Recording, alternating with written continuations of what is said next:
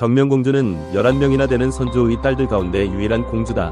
선조는 첫째 아내인 위인왕후가 자식을 두지 못한 채 사망하자 51살이 나이로 32살이나 차이나는 19살의 여인을 중전으로 삼는다. 바로 임모광후다. 그리고 52살이라는 나이에 늦둥이 딸을 얻었다. 그녀가 바로 정명공주다. 아버지는 정명공주를 무척이나 사랑하였는데 한석봉의 서체를 매우 좋아하여 딸인 정명공주에게도 글을 가르치고 붓글씨를 연마하게 하였다. 부녀는 함께 붓글씨를 쓰며 즐거운 한때를 보내곤 하였다. 행복한 세월은 잠시뿐이었다.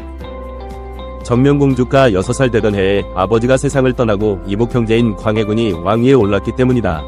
광해군이 왕위에 오른 것은 임모광후가 정명공주의 뒤를 이어 영창대군을 낳았으나 세자로 삼기에 너무 어렸기 때문이었다. 선조의 졸곡 이후 광해군은 임모광후를 행궁 뒤편에 있는 대비전으로 옮기고 자신의 거처를 앞편에 있는 동궁으로 하였다. 겉으로는 모자 관계였던 두 사람의 사이는 점차 멀어져 갔고 더불어 광해군의 이복 동생인 정명공주와 영창대군은 박대를 당했다. 광해군은 임모광후를 멀리하고 싶었던 것이다. 창덕궁을 몇 년 동안 중건하고 자기만 그곳으로 옮긴 것을 보면 그 속내를 알 수 있다. 이후 광해군은 임모광후를 패배한 뒤 후궁으로 강등시켜 서궁이라 칭하였다. 서궁이란 임모광후가 머물던 경흥궁 이 광해군이 살던 창덕궁의 서쪽에 있어 붙인 이름으로 궁명이 아니라 후궁의 궁호였다. 또한 임모광후가 거주하는 궁 주변에 담장을 높이 쌓고 감시하도록 하는 등의 내용을 담은 패비절목을 공포하였다. 어머니인 임모광후가 강등을 당하고 경흥궁에 유폐되면서 공주도 덩달아 서인로 강등되어 모녀가 함께 감금되었다. 그럼에도 불구하고 정명공주는 붓글씨 연습을 게을리 하지 않아 유폐되었던 궁궐에서 화정이라는 두 글자를 남겼다. 화정은 글자 하나당 사방이 각각 73cm나 되는 대작이다. 정명공주는 조선 최고의 여류 서예가였던 것이다. 사실 그녀의 붓글씨 솜씨는 부모님께 물려받은 것이었다. 선조와 임모광후도 조선 왕실을 대표하는 서예가였기 때문이다.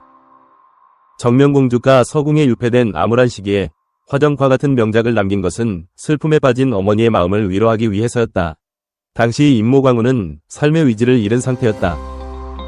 임모광후가 남편인 선조의 서체를 좋아했기에 아버지의 필체를 본뜬 붓글씨에 몰두하였던 것이다. 정명공주의 붓글씨 작품은 그녀가 세상을 떠난 뒤 사람들에게 알려졌다. 고생 끝에 낙이 온다고 그녀는 인조 반정이 있은 뒤 유폐에서 풀려나 땅과 집을 하사받아 83살까지 장수하였다. 그 당시는 매우 드문 나이였고 조선시대 역대 공주 가운데 제일 오래 살았다. 정명공주는 아버지의 죽음, 이복 형제의 집번, 개추곡사, 인조반정, 병자호란, 소년세자의 사망, 효종, 현종, 숙종대까지 이어지는 혼돈의 세월을 보냈다. 선조가 사망하자 왕위에 오른 광해군은 임금의 적장자인 영창대군에게 왕자를 빼앗길까 두려워 개추곡사를 버렸고 8살이 어린이였던 영창대군은 패서인 이되어 류배를 갔다. 선조의 유일한 정실소생인 영창대군은 태어나자마자 조정의 분란의 정점에 내몰리며 세자의 강력한 정적 이되었기 때문이다. 이러한 사정으로 인해 세자가 보위에 올랐음에도 영창대군을 대하는 태도가 썩 좋지 않았다. 이후 조야의 각계에서 끊임없이 고언의 상소와 탄원서를 올리며 형제의 위를 따져 전언을 베풀어 달라 아직 채 8살이 못된 어린 소년이지 않느냐는 등의 구실로 비호하였으나 대북파의 집요한 요구에 광해군도 결국에 뜻을 꺾어 영창대군을 강화도 도에 위례한치 하게 하였고 이듬해 봄 감금된 지 7달 만에 이첨 등 임명을 받은 강화부사 정왕에 의해 영상대군은 증살되었다.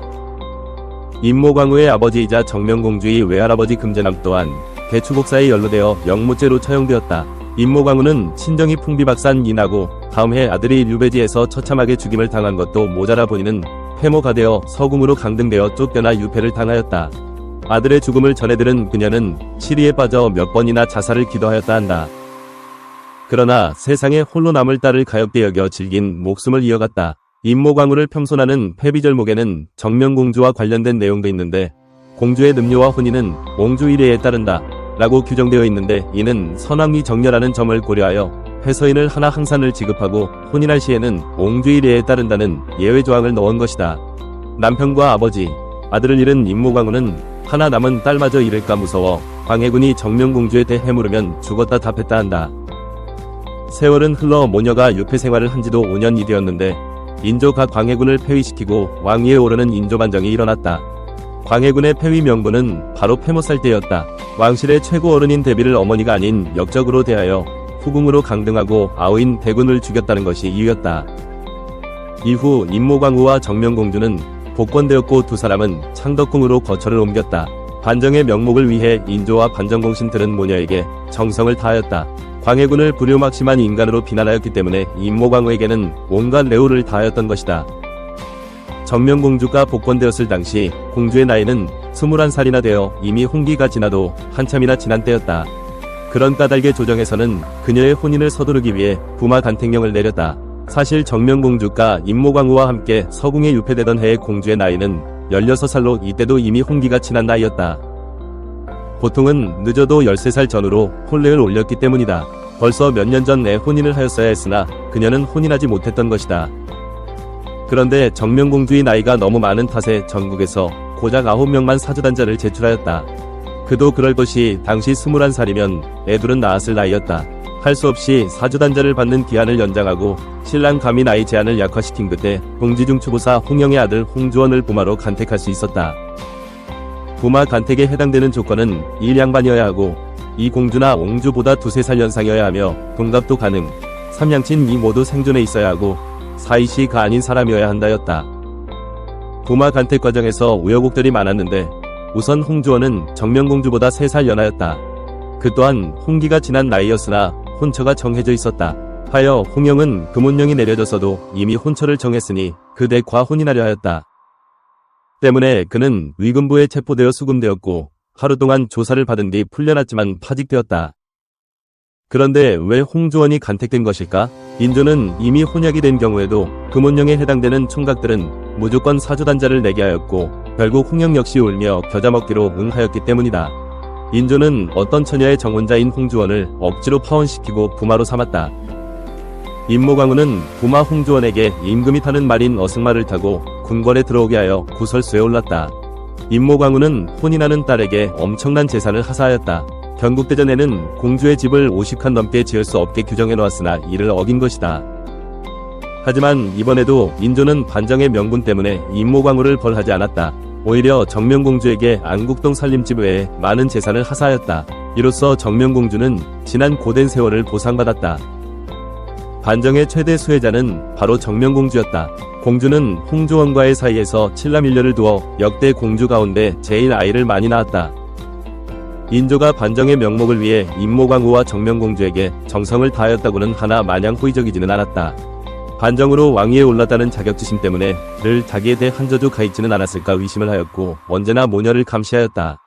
때문에 정명공주는 40대에는 붓글씨를 끊고 한문조차 쓰지 않았다고 한다. 인조의 까닭없는 의심은 모녀를 불안에 떨게 만들어 의심을 살까 무서워 바느질과 집안일에만 전념하고 의도적으로 정치를 외면하였다. 붓글씨로 명성이 올라가면 위험해지기 때문이었다. 이후 폐모살제의 명분인 임모광우가 세상을 떠나자 더 이상 정명공주를 후대할 이유가 사라진 탓인지 인조는 그 특유의 의심증으로 증자도 없이 공주가 자기를 저주한다 생각하여 핍박하였다. 임모광우의 장례식을 치르는 도중에 마치 방고나 주문으로 보이는 글로 임금을 폐위하고 세우는 것 따위의 내용이 적힌 백서 3폭이 발견되었기 때문이다. 이것은 임모광우가 서궁에 유폐되었을 당시 쓴 것이라 밝혀졌으나 인조는 의심을 거두지 못하였다. 혹 임모광우가 자기를 폐위하고 누군가를 임금으로 옹립하려 했던 것은 아닌가 생각되었다. 겉으로는 임모광우에게 최대한의 예우를 다하던 인조가 저주의 배우로 대비를 지목하고 정명공주를 의심한 것을 보면 그는 겉과 속이 다른 사람이었다는 것을 알 수 있다. 인조가 정명공주까지 의심한 것은 임모광우는 사망하기 2년 전부터 병으로 고생을 해왔기 때문에 다른 일에 신경 쓸 겨를이 없었으나 어머니와 달리 정명공주는 유능하다 생각했기 때문이다. 정명공주를 옹호하는 이들은 임모광우가 저주의 피해자로 그로 인 해병으로 고생하다 사망한 것이라 주장하며 그 배우를 임모광우의 궁녀로 몰아갔다. 결국 궁녀들이 주모자로 몰려 희생양이 되고 말았다.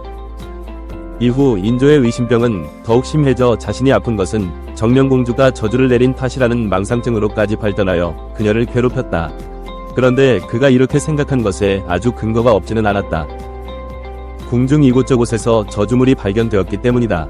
당시 저주물이 발굴된 장소는 임금이 머무는 곳에서 14곳, 동궁에서 12곳, 그리고 인경궁에서 26곳, 병덕궁에서 4곳이나 되었다.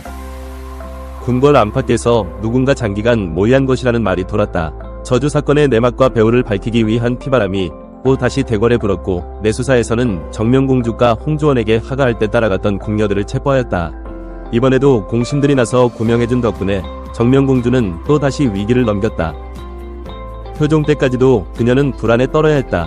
이후 현종, 숙종 이 대동안에야 비로소 종친이 어른으로서 최고의 대접을 받으며 지난 세월을 보상이라도 받듯 평탄하고 행복한 노년을 보냈다.